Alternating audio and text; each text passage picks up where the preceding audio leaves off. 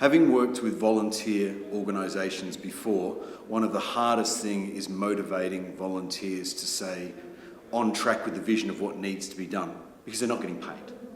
And I was astounded to see how tightly run the machine of the TEDx Pune volunteers was, because they put in tons of time, tons of effort, after hours and on weekends, and were just so professional in the way they went about doing it.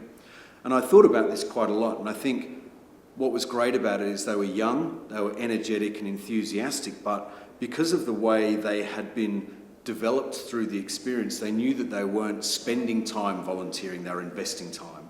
That they were learning new skills, being exposed maybe to people and ideas that they might not have been able to access throughout their career at the age they were at. And they were just fantastic to spend time around. And you know, when you come from another country, you're made to feel really special and integrated. So yeah, they were fantastic. The experience overall with TEDx Pune has been awesome for a whole stack of different reasons. One is because I've been coming to Pune for 20 years. So to have that chance to kind of do something really cool in Pune, do something really cool in India, not something I expected to have the opportunity to do, but that was absolutely fantastic to get that chance. And the day that I heard about it, when I sent in a letter, said this is what I'd like to present, and then walked out of the study and said to my wife, they've accepted, I get to go and do this thing. And she said, of course they will. You're a bit of a freak and you're a bit weird. They won't be able to resist. So it was really cool. And then from that point forward, it was a real journey, and it really built momentum of, you know, being assigned a speaking coach, being told how the day would roll out, you know, what I needed to talk about, the enthusiasm I needed to bring, and I really got on board with that whole idea of it's sort of half about content, but it's really an awful lot about entertaining and being something that people will enjoy as part of the day, because we've all sat through, you know, sort of boring day-long presentations and been exhausted. I think the only time I had any worries about the experience was when I saw the list of the other speakers and realised that there were just incredibly accomplished people who had already changed the lives of hundreds and hundreds of thousands of people. So it was quite daunting in parts, thinking, how do I create an interesting message amongst that?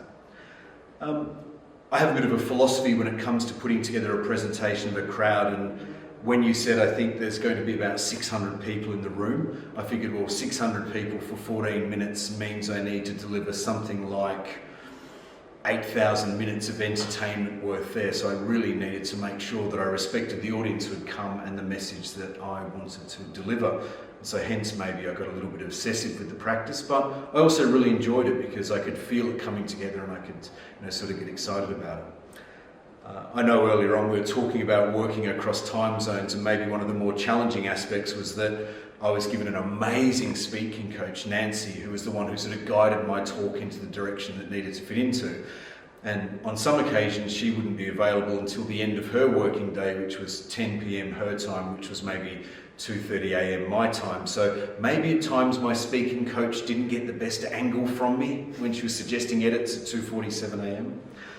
And then, you know, before you know it, suddenly you're arriving and you land in India, you get a couple of days in a hotel, and then brought across the other side of town to this Infosys campus, which is like nothing else I've ever experienced. And the size and the scale of being in something like this, which I don't think there can be that many of these sorts of places in the world. And then that whole journey of meeting the other speakers, hearing their message, sort of tailoring my message a little bit more. And then before you know it, you know, sort of at Barclays, you're standing there and waiting to go on, and there's the sound and the lights and the drums and the silence, and then there's that moment when suddenly you're just about to begin, and then before you know it, it's finished. Actually, that's not true. If you look back at the video, there were moments through the video where, not that I stumbled so much, but I knew that I was coming up to tricky parts that were maybe hard to deliver. And then there was a moment with about maybe a minute to go where I knew I had it, and I actually was in the knowing that I was going to deliver and finish my message, and that was a really fun 1 minute of time, knowing that I'd nailed that experience.